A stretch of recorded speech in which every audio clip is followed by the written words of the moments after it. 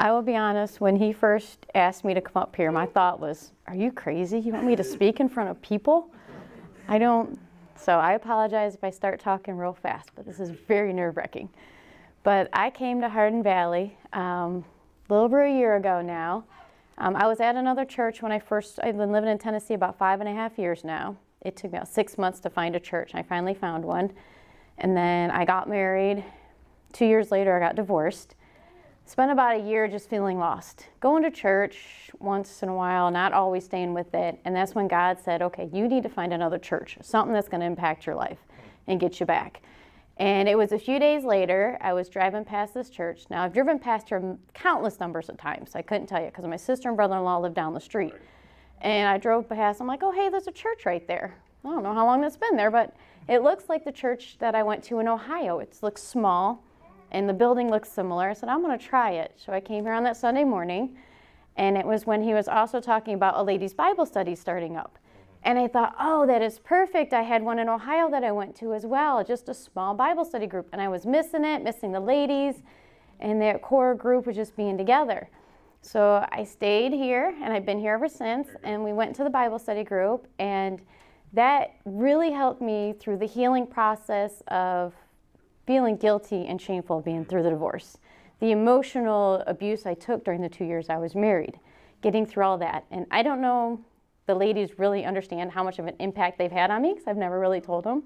But they have been truly wonderful, and it has been a blessing to be a part of the group, to not just be around a core group of ladies, but also to just getting into the Bible.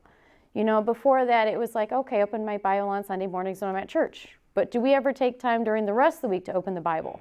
Probably not. But when you're in a Bible study group, you're held accountable for getting into your Bible, for praying and for reading and for studying it and for building that relationship with Christ that we so desperately need. That's right.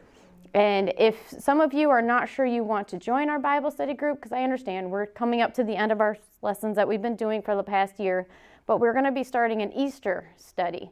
So if you want to join us for our Easter study, we would love to have you. I don't know the full details, but I'm sure Miss Andrea would. I just know we're doing one. And if there's another group out there that wants to start their own Bible study group, go for it. If you want to do the study we're doing and you can start on your own. If Wednesday nights don't work, then maybe there's another night that a group can get together and go to. I know when I was in Ohio, we didn't actually meet at the church.